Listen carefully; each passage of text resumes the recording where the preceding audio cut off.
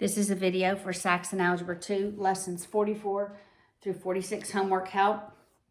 So starting on page 198, number 4, Emilio and Nessie had 550 grams of Freon in a container. What was the weight of the carbon if the formula is C, that's got to be the carbon, Cl2, F2. So it tells the carbon weighs 12, the Cl, there's 2 of them, and it weighs 35, so that's 70. The F weighs 19, and there's 2 of them, so it's 38. For a total of 120. All right, so we do 550 divided by 120, and that's not a nice even number. So I'm gonna ignore these middle 2. We'll do 12 over 120 equals x over 550, and we'll cross multiply.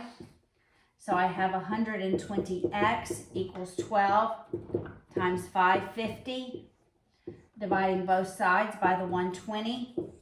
How much carbon do we have? Just putting that in my calculator.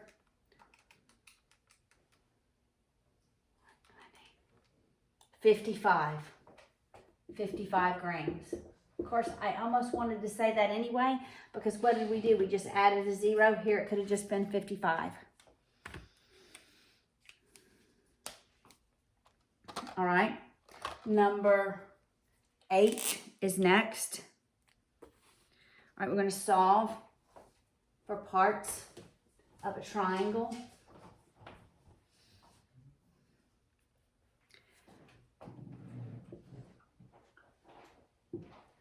All right, so we have 4x7, A and B. All right, first thing I would do is solve for x using Pythagorean theorem. So 4 squared plus x squared equals 7 squared. That's 16 plus x squared is 49. Subtracting that 16 on both sides, we're left with x squared is 33. Taking the square root, this is the square root of 33.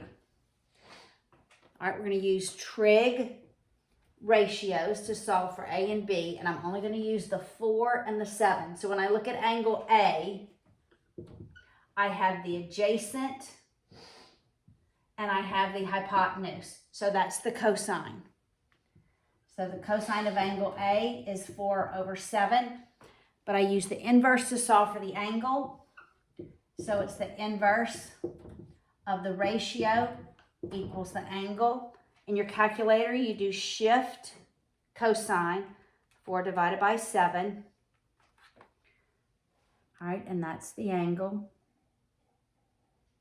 Can you see that? I'm trying to get it to where you can see it. All right, so it's 55, we'll say 55 degrees. Now I want to solve for B. When I look at B, 4 is now the opposite, and I have the hypotenuse, so I will use the sine to solve for B. So I have the sine of B equals the opposite of the hypotenuse. I do the inverse of the ratio equals the angle. So you do shift sine, 4 divided by 7.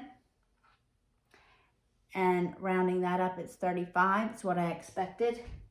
35 degrees. Number 13 for this lesson. You have a parallelogram with these diagonals, remembering that the diagonals bisect each other. So this length is 6. This length is 4x plus y. This length is 8. This length is 4x plus 2y. So we have 2 equations. This 4x plus y equals 6 because the diagonals bisect one another. And this 4x plus 2y equals 8. I'm going to change the signs of every term in this first equation, and we'll do elimination. Negative 4x minus y is negative 6. We'll add them. Y, the value of y is 2. And then you just go back and plug in y and solve for x. Last one, number 19. I did this on another video, so go look at this one on my other homework help video. We'll move on to lesson 45. Numbers 5 and 12. So I'm on page 201. The train made the trip in 8 hours. So that's the time of the train.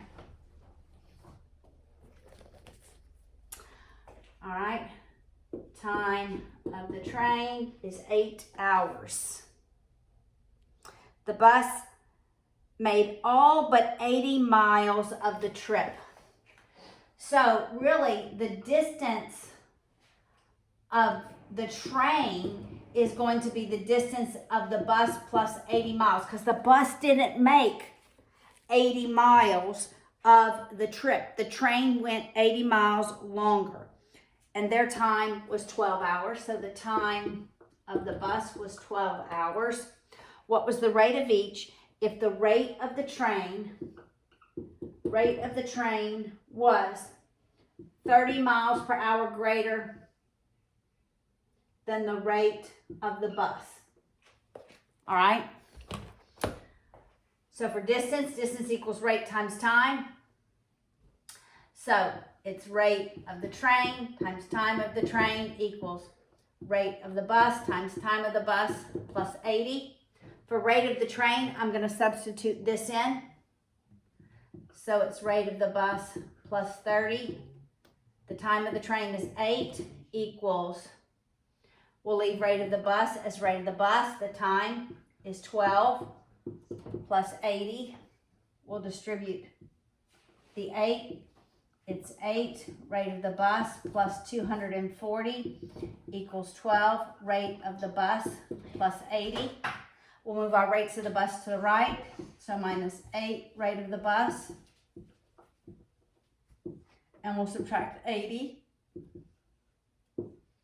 So we have 4, rate of the bus equals, what, 160? So the rate of the bus is not very fast. 40 miles per hour, probably. If the bus is 40, then the train is 70 miles per hour. Okay, that's number 5. Number 12. Find the angles. All right, just like what we did a minute ago, we're just solving for the angles.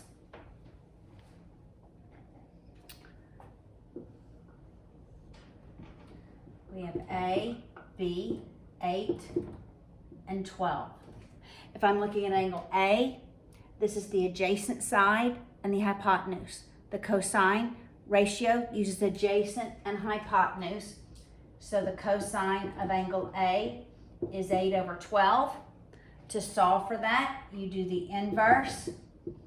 8 over 12 equals angle A. You can do that in your calculator. For B, we have the opposite and the hypotenuse. So you're going to use the sine ratio. So the sine of angle B is the opposite over the hypotenuse. You see, what did we do? I looked at the angle and I asked myself, what sides do I have? And that dictates what trig ratio I'm going to use. All right? To solve for the angle, we always do the inverse. And you can do that in your calculator. All right, moving on to lesson 46 on page 205. Number 3. The formula for ammonium chloride is NH4Cl All right, so N is 14. We only have one of them. Hydrogen is 1, but we have 4 of them. Chlorine is 35 for a total of 1353. And the question is, they have a quantity of 140 grams of this. What is the weight? Wait. If the chlorine, not the total weight, the chlorine in this, the Cl is 140 grams. What was the total weight? All right, so a little different from the other problems. Let's see if we have a scale factor. Yes, if I take 35 times 4, it equals 140.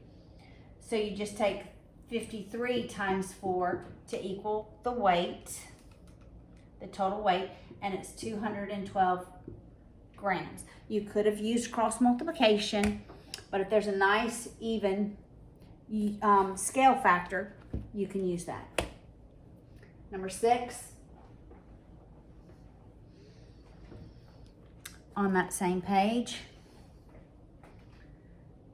All right, we have 5 square root of 3 over square root of 2 plus 2 square root of 2 over square root of 3 minus square root of 600. I'm going to look at the square root of 600 and simplify it. All right, so I'll write that over here. 600 is 6 times 100. All right, look, I can unsquare that. That's going to be 10 square root of 6. Let's do that. Minus 10 square root of 6, because I can unsquare 100. That's a perfect square. All right. Now we rationalize these denominators. Multiplying by square root of 2 over square root of 2. That term, this one, square root of 3 over square root of 3. So multiply outside the radical and under. This is 5 square root of 6 over 2 plus 2 square root of 6 over 3. Then we go to a common denominator. 6 is going to be our common denominator. Remember, I have no equal sign. The only rule I can apply is multiplying any term by what's effectively the value of 1. Anything over itself is 1. This first term I multiply by 3 over 3. This second term 2 over 2 to get those denominators to equal 6. This last one 6 over 6. Multiply outside, that's 15 square root of 6 over 6 plus 4 square root of 6 over 6 minus 60 square root of 6 over 6. Now, these are all like terms. So I take 15 plus 4 minus 60. 15 plus 4 minus 60, which is negative 41 square root of 6 over 6. Then I ask myself, can I simplify that 41 and 6? And I cannot. I can only simplify these terms because they're multiplied. It's like 41 times the square root of 6. Number 7 is next.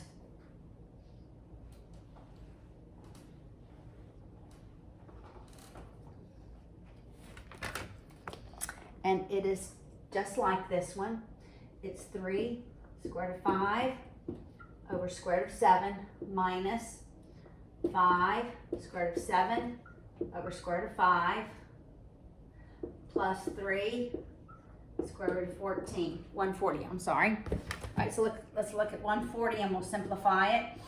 I know that's 7 times 20, right? I really was going to do 14 times 10, but it is 7 times 20. This is 4 times 5. I can unsquare 4. All right, and leave 7 times 5 underneath. 7 times 5 is 35. When I unsquare 4, it becomes 2. We must multiply it by the 3. So we have 6 square root of 35. For the other terms, we rationalize the denominator by multiplying by the denominator over itself.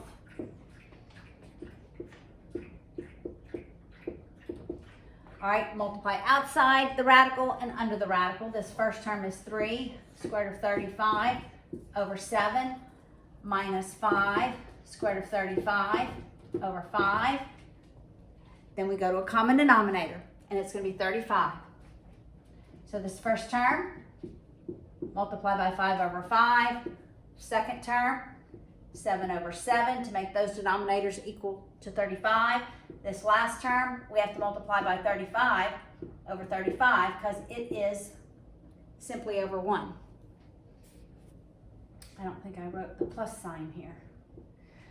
All right, multiply outside and under. This first term is 15 square root of 35 over 35 minus 7 times 5, 35 square root of 35 over 35. This last term, 6 times 35. I'm going to quickly do that in my calculator. It's 210 plus 210 square root of 35 over 35. Now we have like terms, so we combine their lead coefficients, their coefficients. It's like coefficients. And come up with one final solution. So it's 15 minus 35 plus 210. That's 190 square root of 35 over 35. I asked myself, can those be simplified? Both are divisible by 5. Let's see. So 190 divided by 5 is 38. 35 divided by 5 is 7. And this is in its most simplified form. Problem 11 is the next one.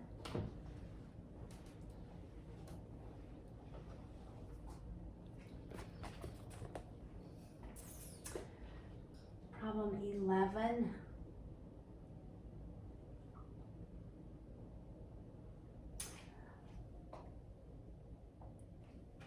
is the fourth root of x to the fifth y cubed times the cube root of x y to the fifth.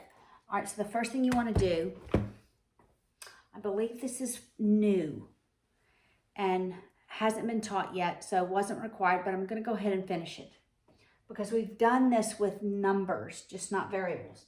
So this whole term under here is raised to the first power, okay? This whole term under the radical is raised to the first power. So when I rewrite this in exponential form, here's my numerator, here's my denominator. It's this term raised to the 1/4, okay? And I'll do the same with this one. This is x, y to the fifth. This whole term is raised to the first power. That's numerator, denominator. So it's 1/3. All right, so now it's so important that I know my rules for exponents. Power raised to a power, we multiply. So I'm going to multiply 5 times 1/4. That's x to the 5/4. 3 times 1/4. That's y to the 3/4. This is 1 if there's not an exponent there. So 1 times a third is a third. 5 times a third is 5/3. Now we're multiplying. And remember, multiplication of like variables is addition to their exponents. So we're going to add our x's. So it's x to the 5/4 plus 1/3. Y to the 3/4 plus 5/3. Those are fractions. I just need a common denominator. So I'm going to write that over here. 5/4 plus 1/3. My common denominator is going to be 12. Multiply the first term by 3 over 3. The second term 4 over 4. I end up with 15/12 plus 4/12. That's 19/12. So x is to the 19/12. Okay? It's just applying the rules of exponents. Here I'll add 3/4 and 5/3. 3/4, 5/3. My common denominator is going to be 12 still. Multiply this first term by 3 over 3. The second one, 4 over 4. And I just multiply. This is 9/12 plus 20/12. So we have 29/12. Y is going to be the 29/12. Last problem, number 26. Find the equation of the line that goes through -2, 4. All right, so it goes through -2, 4, and is perpendicular to a line that goes through, -5, 7, and 4, 2. All right, if I find the slope of this line, I take the negative reciprocal, and then I have the slope of this line, the line perpendicular to it. So that's what I do. It's the change in y over the change in x. So 7 minus 2 over -5 minus 4. So that is 5 over -9. I flip it, I change the sign. So the slope here is going to be 9/5. There's the negative, I change it to a positive, I flip it. Now, I have a point, I have a slope. I'm going to use the point slope formula to get the equation. There's the point slope form of a linear function, linear equation. So y minus this y value equals the slope times x minus a negative, which is plus. We'll distribute the 9/5. Y minus 4 equals 9/5 x plus 18/5. I'm going to add 4 to both sides. But in order to combine these, I need a common denominator. So I'll multiply 4 by 5 over 5. So we have y equals 9/5 x plus 30, that's going to be 38/5.